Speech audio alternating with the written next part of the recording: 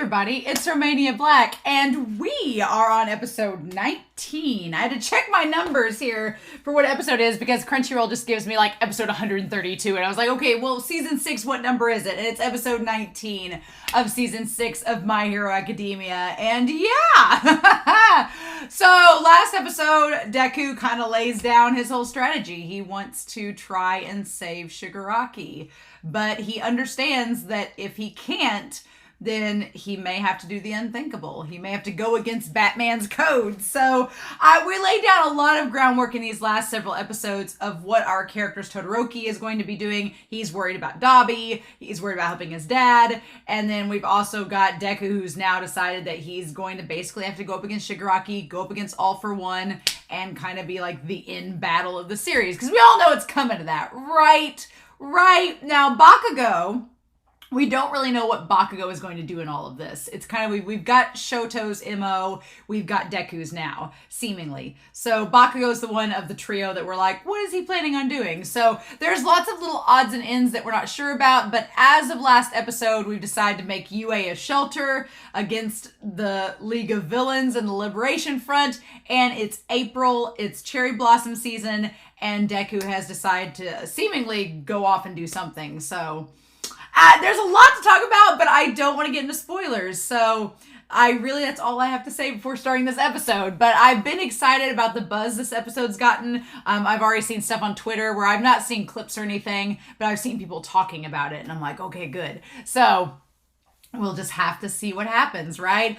The good thing is I go into these series knowing virtually nothing. I know basically I remember things from when I read the manga, but I haven't reread the manga before watching this. So it's been a solid year at least. So I kind of get the gist of what's going on, but I don't remember everything. So with that being said, I've been working all day long today, and I finally got to sit down this evening, and I was like, all right, let's watch this episode and see what happens. And that's what we're going to do. So without further ado, we are going to start My Hero Academia Season 6, Episode 19. And we are going to do that here in 3, 2, 1, and let's go.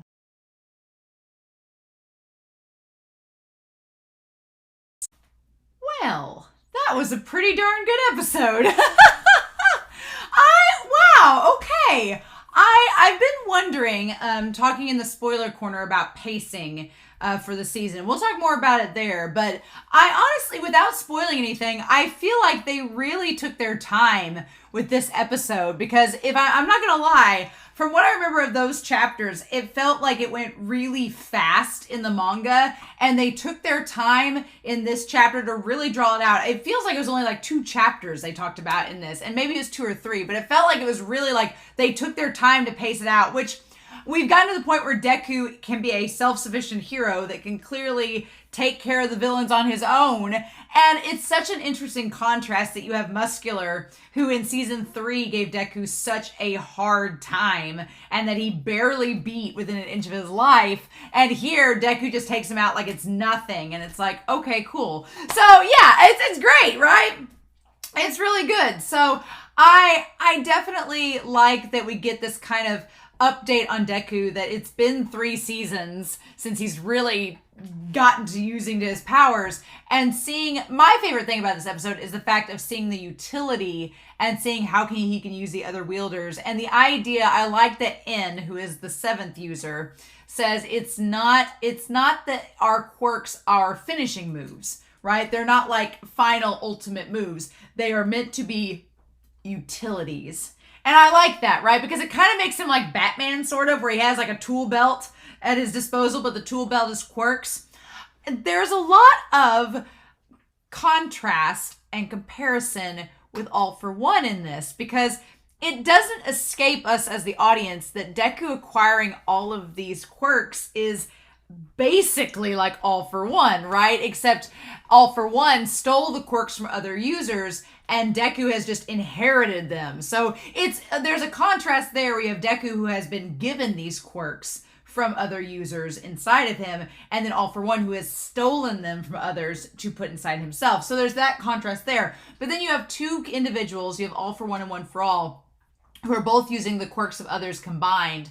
But All for One seems like the type that wants to find these strong and powerful quirks and take the finishing moves and use all of those. Whereas Deku is using his more as like a tool or utility or an assist. So that's so fascinating to see how they're so different and similar in this episode. And if you're a dad for one theorist, you can go crazy with that, right? But it's so interesting to see how much Deku's grown, and to start off Deku deciding that he's like, I can't stay here. I think that's so funny, because when we started My Hero Academia, at least when I started, I thought that it was going to be like one of those scenarios where Deku was going to actually finish out high school and become a hero, and then that's when all the crazy stuff would happen. But no, it's during here. And Deku rightfully does not want Shigaraki to come to UA. He's like, we've made our high school a shelter for people who have been displaced from all of the damage that the heroes and the League of Villains and the Liberation Front have caused. He's like, the last thing I want to do is take the one safe place that they're at and put it in danger. So it makes sense of why Deku's leaving. It's so frustrating for Ochako and the others that Deku just left, right? He didn't tell them all face to face. He didn't try to talk with them. He just left. And Deku, we know, is self-sacrificing and is not afraid to hurt himself. So it fits with his character so well. I do like that Ochako narrates this opening. I think it's very fitting that she's narrating, since she's the one that calls him an idiot for walking away. And I've always liked, in My Hero Academia, one of the narration things I've always enjoyed is that there is that future perspective that we, the audience, aren't quite sure about, but it's there. Like, we hear the narration from the very beginning where Deku's like, this is the story of how I became the greatest hero. Kind of like a How I Met Your Mother scenario. Like, this is how we got here. And Ochako's saying, like, at this point in time, this is what happened, which means there is a future where we find out more. I feel like if narratives do that kind of trope correctly and do it well, it's effective, right? I can see where it would not be done effectively and would be kind of like, eh. But I think My Hero Academia, Horikoshi does a really good job of that trope, because we're curious. We're like, well, does Deku die? Does he live? What happens? We're kind of like, it's all left up in the air, right? And then at this point in time, Hero Society, its views of heroes was at its lowest. I also love that Deku's costume throughout this entire series, right? Deku's costume has become this, like, it's just become ratty and like just torn up. I'm not going to show it this episode, but maybe depending on what the contents of next episode are, I may show it. There's an image of Deku that Horikoshi drew, and it's the most stunning piece of artwork. But it's just his costume, him just walking around with the hood pulled down, and then it's just so tattered and torn. It looks so grisly, right? He doesn't look like a hero, right? So that's what's fascinating. And he's actually using the mouthpiece and everything. Like, we went from Deku's cute, funny little bunny outfit back in season 1 and season 2 that we're like, oh, we don't want him to wear that. And now he's got, the cape sets it off, honestly. It's Gran Torino's cape that sets it off. And Gran Torino, we'll talk about that conversation. I feel like they added some stuff from the manga for that scene, but it's good what they added, right? So man, the OP and ED, I will rave about them all day long, right? So I'm glad we touched base on the one guy that looks like Deku, Grand. I remember back when we were doing the exam arc and everything, or the evacuation training, I was like, he looks like Deku, and that was kind of the joke. I think he even got really popular in the polls only because he looks like Deku, and that's the joke. It's like meme culture. It made him break like the top 10 at one point, I think. And we were like, who is this guy? He's like not even there. It's just the power of memes, basically. The girl, Takami, she reminds me, Tatami, turtleneck. She's the one that can like make her head go inside her neck like a turtle. She reminds me of Manuel a lot, which is great. So we continue this discourse. We continue this discourse amongst the civilians about them not needing heroes anymore. That they're like, we have the resources, we have this tech support gear, we don't need heroes. And on one hand, you can't really blame the civilians for thinking that, because they've asked for heroes during this crisis, and the heroes have ran away or have abandoned them. So naturally, they don't feel safe and secure by them. They're like, well, if nobody's going to help us, we'll just help ourselves. And the fact that it is kind of admirable in a way that they're like, we want to protect our own towns and our own people. that's great and all, but like, I wish Grant had said it better, but the thing of it is like all the training and all of the specials and all the like powers and the quirks that they have that civilians don't, that could be useful. Like, there's so many reasons why Hero Society was established and why it has regulations like it does, that they're like, we don't want you guys getting hurt by being involved and not knowing what to do. And so you kind of, I like that this episode sort of paints it from both sides, but then yeah, at the end of the day, a character like Muscular would just have caused damage if Deku hadn't come and stopped him. That's all there is to it. So it does make it to where, and I like that the man, when they come back and help Grand, when they help Yo, he's like, we didn't want to kill him. We just wanted to protect ourselves. We just didn't want you guys getting involved, but we don't want you dead. So they're not bad people. It's just their perspective. From their perspective, they don't want the heroes helping. I do like that Grand, his character, not like Deku at all. He's kind of fake in front of all these guys. He's like, oh, we'll help you. And he says he tries to take a page from Miss Joke, where she's always like cracking a smile and making them all get like laugh to go along with her plans. I like the Grand's like, well, I'll just do like Miss Joke does, and I'll just like go in with a smile and be like, come on, guys. And Tatami is like, that's not gonna work. And it doesn't, right? This is not exactly the group to be swayed by a young man like Yo. But the one guy that looks like Usopp's dad, he's like, no, we can do this.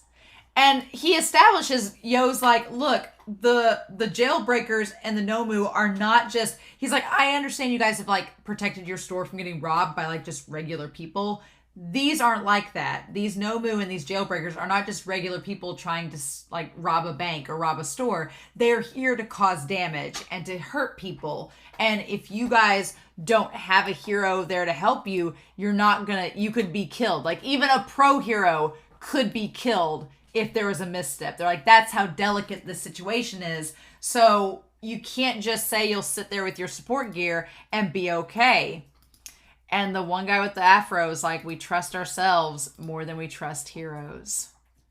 That's kind of the problem, is that the society at this point has gotten to where they trust themselves more than heroes when they themselves don't know what to do. So, and then of course Muscular shows up, like the worst example of something that would not be good for civilians to handle. But I do like that Yo is like, he tried to do everything like what Miss Joke says, but then it cuts to him and he looks all grizzly. And he's like, if I had used Vibrate, I could have just knocked that whole building down and could have made them do what I want. So that part is great, because the fact that he was being fake the whole time. I like, one, that he has this like darker side to him as a character, which is very unlike Deku. But also the idea that he's like, if we made them do it, we could do it by force. We could, but we're not going to. I mean, that adds a whole other layer to the situation of trying to negotiate and do peacefully, versus he's like, I could just use my quirk and make them comply. And it's like, yeah, the slippery slope indeed, right? The slippery slope indeed. But then they find out that Muscular's coming, and there he is. Him shoving the rock into his eye. Now, granted, he had that thing in his eye back in season 3, and I forgot about that. But him just stuffing a random rock in there, I'm like, was it really better than just having the socket open? Was it? You don't know where that rock's been. But Muscular is not on my top villain list, to be honest. Muscular was never a villain. Even back in season 3, I always thought his design was kind of wonky. I know it's supposed to be all these muscles and everything, and it's supposed to be gross, but it looked more comical almost, because he was all hulked out. Muscular was never a villain that I was deeply afraid of, but he's perfect for this chapter and for this episode, because he's just pure strength. And to show how much Deku has grown these past several seasons, he's the perfect villain to like have a rematch with, right? His voice actor does an amazing job, though. He's not my favorite villain by any means, but his voice actor did a really good job, especially making him seem like just a crazed bad guy. Really good stuff, right? And then poor Grand, he just gets smashed. And he tries to use the vibrations to make him stop, but he says the layers of muscles are keeping him from doing anything. And Grant's like, a man's gotta do what a man's gotta do. He's like, I'll vibrate your brains out. I'm like, my mind being in the gutter just for a moment, just want to say, Tatami, if you're dating Yo, you could use things to your advantage. That's all I'm gonna say. That's why he's so popular. That's why he cracked the top 10. I'm gonna get my mind out of the gutter now, but the whole episode I was like, you could do things with that. No, I'm gonna get my mind out of the gutter and just stop me. But yeah, poor Yo. I do think that Muscular's form is really grotesque when he like covers his whole head with the muscles. It's so creepy. And then again, the coloring, just making Yo like his face turn red, like he's getting smashed. And then Deku comes in. And of course he recognized Deku's voice. Yeah. I will say, I really liked this adaptation of the manga. I thought this chapter was pretty fun. Seeing the smoke screen be purple, I liked it. It's purple. I wasn't expecting that because the smoke screen is the seventh user. It's his quirk. It's like a way for him to like move around and evade attacks. But in the manga, obviously it's in black and white, right? Here it's purple and it's kind of cool. It goes with the green and yellow. It's very nice. And then Danger Sense kept going off to tell him. Deku is just like a workaholic at this point. He's just going from one site to the other, battling villains nonstop. I'm like, dude, you should probably get some sleep. That's why your outfit's so tattered. And then him holding like Yo in his hands with the sparks. And Muscular remembers him. He's like, that small fry didn't quench my thirst for blood. He's like, and then I like the Deku's like, why are you doing this? And he's like, I'm doing it for the thrill of it. He's like, I don't have revenge or anything. He's like, I was told to do whatever I want, and I just want to cause destruction. I just want the thrill of battle. And then Deku drops Yo off. I like that the civilians come out and help him. It's great. And then Deku, of course she couldn't see him through the smoke. And so I do like the idea of In, like with his arm wrapped around Deku's shoulder, being like, hey, friend. And honestly, Deku, like, he kind of incorporates several little, like, parts of his costume. They kind of look like some of the users. So, like, In has the coat up over his mouth like this, kind of like how Deku has the face mask on him. It's great. And then he has Gran Torino's cape. The greens and colors are kind of like Black Whip, so that's kind of cool. And then I like that In's like, you're using smokescreen too much.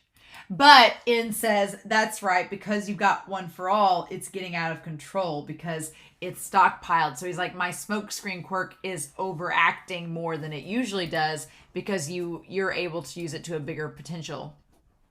And he's like, the amount of power is going to be hard for you to handle as the ninth successor. He's like, you got to get in control of this because you're holding all of our quirks in an amplified state.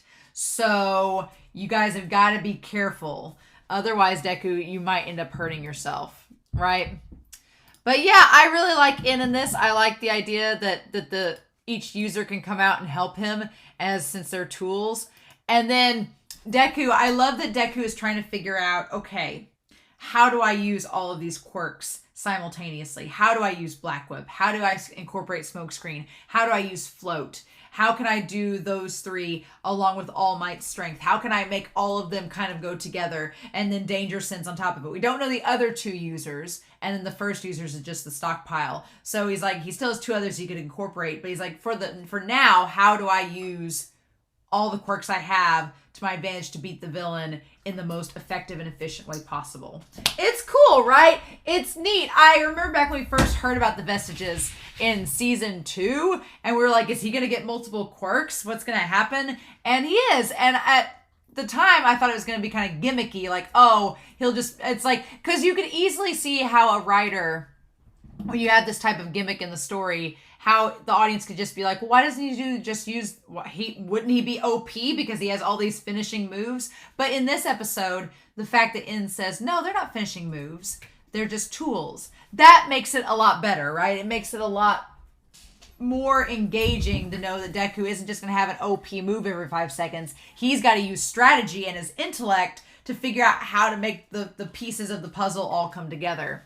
It's really good. And for Deku, who's like a nerd with this, again, parallels, because All for One is a nerd just like Deku. Deku is a nerd for all of these moves and figuring out how to use them in conjunction with one another. All for One was doing the same thing. They were trying to find out, like, if I combine this quirk with this quirk, and if I do this to 70%, blah, blah, they're the same. And it's so freaky. And it's like, well, do I ascribe to Dad for One? Not really. Not really at the moment. But I do think the parallels, especially it being All for One and One for All, are rather interesting. And so then, yeah, Deku, like, figures out how exactly to use his powers to the fullest. And I love the fact that he, like, when after Muscular tells him what he's going to do, he's like, all I have in my heart is blood and battle. And then Deku's like, if I could have stopped them sooner. He's like, if I could figure out what's wrong and why they're doing the things they're doing, maybe that one boy would still have his parents. Maybe I could reach Shigaraki. Maybe I could do something if I knew. He's like, Shigaraki hurt and killed a lot of people. But then he sees him in deep inside with the corgi. I'm like, with the corgi? It's like my sympathy. And he's like, no matter what form the fight may take, it doesn't change the fact that we have to fight. So yeah, I like that. Deku's saying, he's like, it doesn't matter whether it's a mental battle, whether it's a physical battle, whether it's like a battle between like an internal battle. He's like, whatever form it takes, we still have to fight. We can't give up. He's like, otherwise we lose and it's all over. And Muscular wants his full power, right? And he's like, no, at least in the depths of that. And I like that as he's like taunting him and his muscles all start to come across. His muscles all start to fall apart, right? They start to fall apart because the layers, they're all torn and they're all weakened. Mm-hmm. Did you train with Vibrate without noticing? Oh. And then Deku just coming up and hitting him, and he only hits him with 45%. Like that restraint. Deku is only using 45%. He knows that's all he needs. And he can just turn it on a dime in that instant using the Detroit Smash. I love that shot when he hits the muscle and like goes past him. And is like, just has the big, like the big wave, shockwave behind him. That's such a damn good pose. Look at that. That's such a great pose. I love it. Like, seeing our boy Deku do good. Mm-hmm. And then we have Boomerang Man and Mr. Smith. The third years from the academy that Yo are from. Like, coming up to help as he, like, gets Muscular tied up. I'm very curious as to what powers. I mean, Boomerang Man's pretty obvious, but Mr. Smith, what kind of quirk is that? How does that work? What are your powers, sir?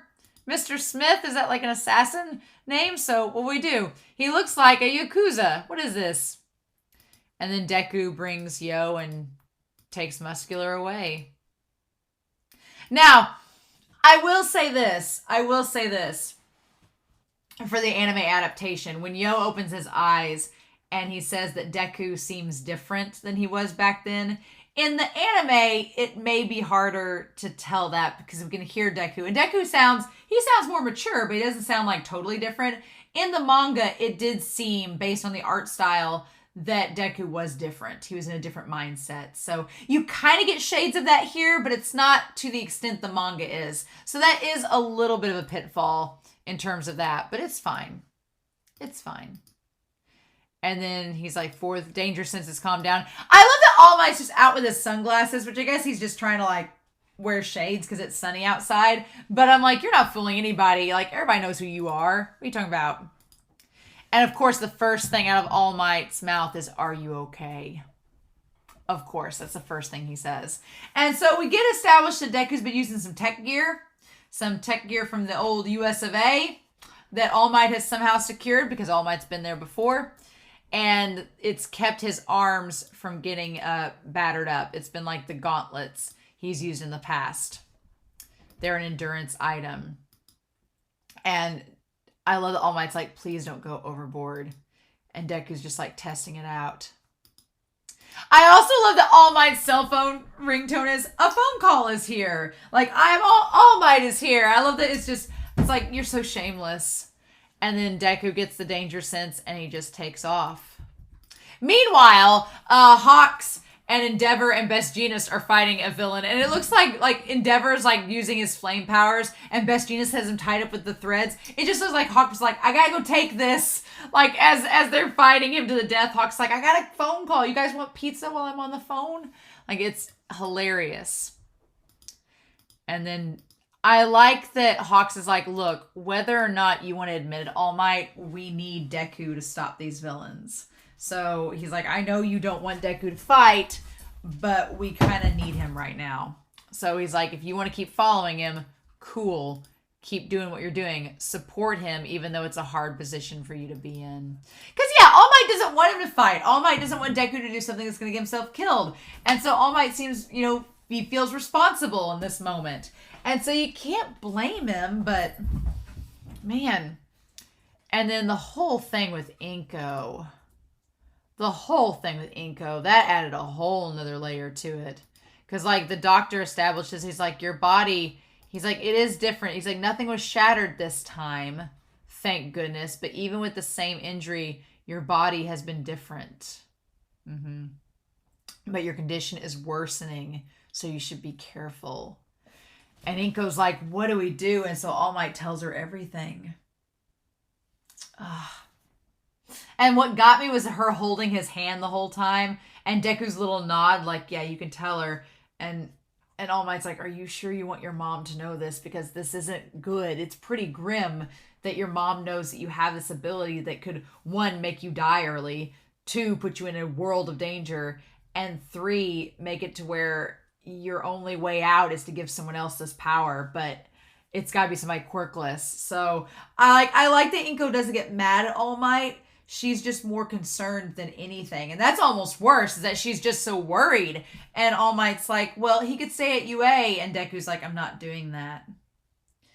And Inko just being like, I want you to. And All Might seems like he kind of suggested, yeah, I thought he might say that. And Deku's like, no, Shigaraki can know where I am. He may be on his way now, for all we know. He's like, and I love that he's like, I can't put the people I love in danger. And again, Bakugo is in the center. There's been so many people on Twitter. I think at this point, Bones is just doing it in spite of people. Because there's been people on Twitter be like, Deku's not cared about Bakugo the most. And we're like, there it is. Whoop, there it is. But yeah, he's like, before that happens, I need to stop Shigaraki and All for One. He's like, I can't go back until I can do that. And Inko's saying, well, this happened because you couldn't beat him. And he's like, then I'll just get stronger. And she's like, I was so glad that you got a quirk, but she's like, I don't like this. Like, what parent would like this?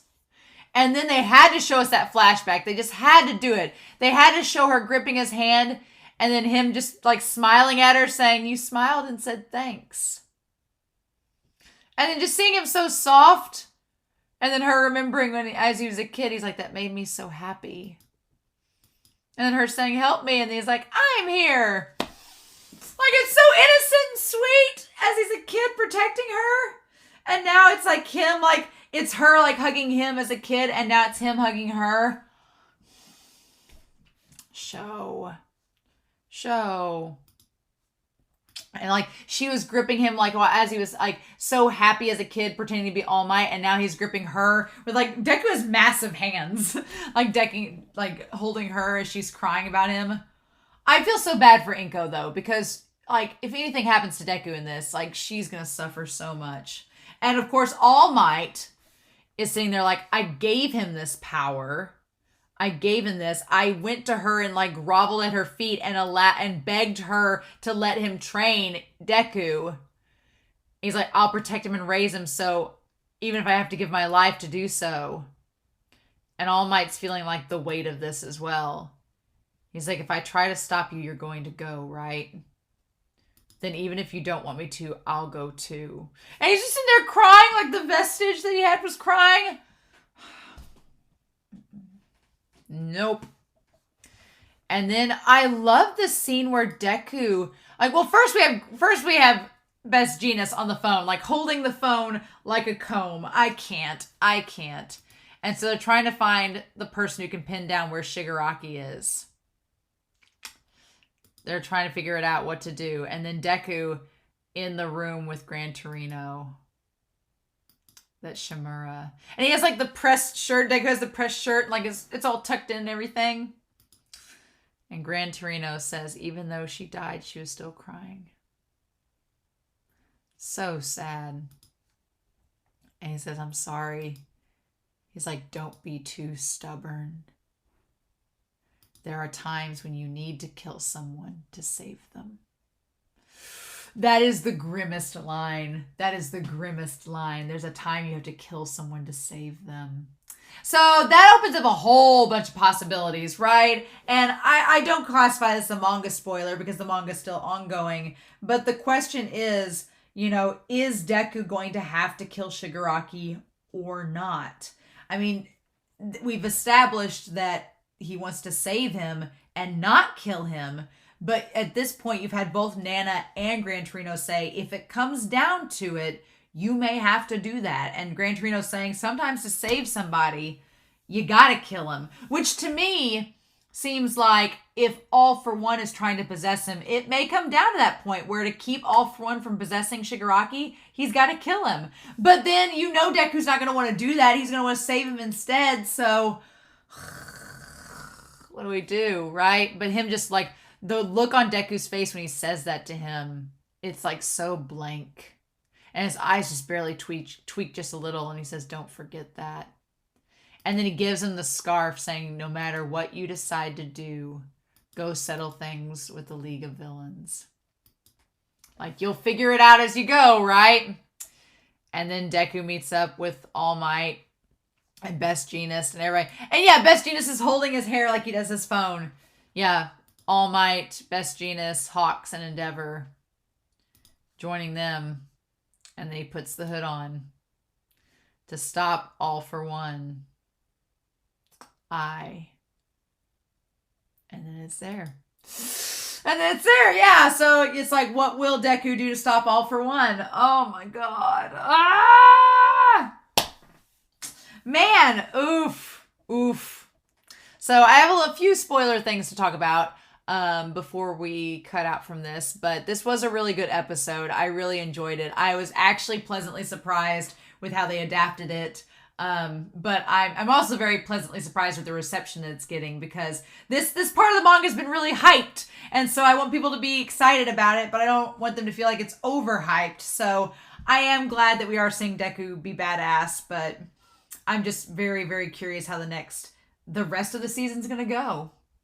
So yeah, but I do have some spoilers to talk about, so I'm going to do that. But if you're not sticking around for a spoiler talk, I hope you all have a wonderful week. Please stay safe, take care, and I'll be back again with episode 20 of My Hero Academia. So I don't have a lot of spoilers to talk about with this one. Like I said in the reaction, I'm really surprised with the pacing of this episode. I feel like we slowed the pace down a lot. And luckily, it's of Deku not only talking to All Might and Inko and saying and having some important conversations, but it was him being badass against Muscular that I think kept the pacing where it worked, right? But at this point, since we slowed it down, we've got 20, 21, 22, 23, 24, 25. We have 6 episodes left. I feel like we're meeting Lady Nagant next episode. That feels like we're going to cut back to her and overhaul and then tie her in. So if you honestly had a couple episodes, if you had 2 episodes of her with Deku, that would be 20 and 21. So you have 22, 23, 24, 25. You have 4 episodes left. That would give you possibly like an episode or 2 to deal with the UA students getting with Deku, trying to keep him to stay, and maybe leading to Ochako with her final spiel, and then have the last episode be like a build up for the next season. Maybe. I don't know. I could see them doing that, actually. So we'll end the season with him going with all of them and then building up Shigaraki for the final battle and previewing Stars and Stripes and all that fun stuff. So maybe that's what we'll do. I could see that, but I'm encouraged by the pace in this episode. I'm also now curious what they're going to do and how they're going to handle Lady Nagant. I love Lady Nagant. She's like such a great character design. She's such a cool character. Her and Overhaul's interactions were interesting. So I'm curious what they'll do with that. But otherwise, spoiler wise, I still think at this point in the manga, and I've not read the latest chapter that just came out. I'm probably gonna do that after I'm recording this. But and the new chapter is gonna come out tomorrow. But I still think All Might's gonna die. I still think he is. I think that whole thing with Inko, where he felt responsible and wanted to see it through, and being like, I put you in this position. And he's like, and I told you I'd give my life to protect you. I'm like, he's going to give his life to protect Deku. I know it's going to happen at some point. And then I was trying to say thing in the reaction, but knowing, I was like, we have Shoto's goal where he's going to fight Dabi, and we know what Deku's going to do. What's Bakugo going to do? He's going to protect Midorima. So it's like, But yeah, I love that. So this episode was really actually pretty good. I was impressed.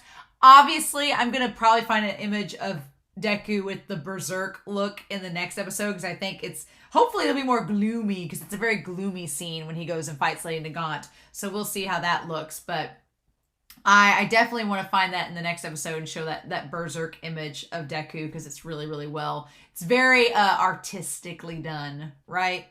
But yeah, I was pretty pleased with this episode. I don't have too much spoilery things to say that I can remember from the manga. I mean, obviously, Lady Nagant's probably going to come next episode. I know that we have the one user we use his power to fight Lady Nagant, but I can't remember what it is. So that'll be fun. That'll be exciting. And then some people on Twitter were sharing that Deku, you have the bunny and the hair, and his outfit in this is the hair, which is pretty great. So, but yeah, this was a great episode. So I'm curious to know what you all thought down below. Your comments about this episode, what you all thought. I hope you like this reaction and discussion. But yeah, I'm excited for next week, so we'll just see what happens, won't we? In the meantime, I hope you all have a wonderful week. Please stay safe, take care, and yeah, I'll be back next week with episode 20 of season 6 of My Hero Academia.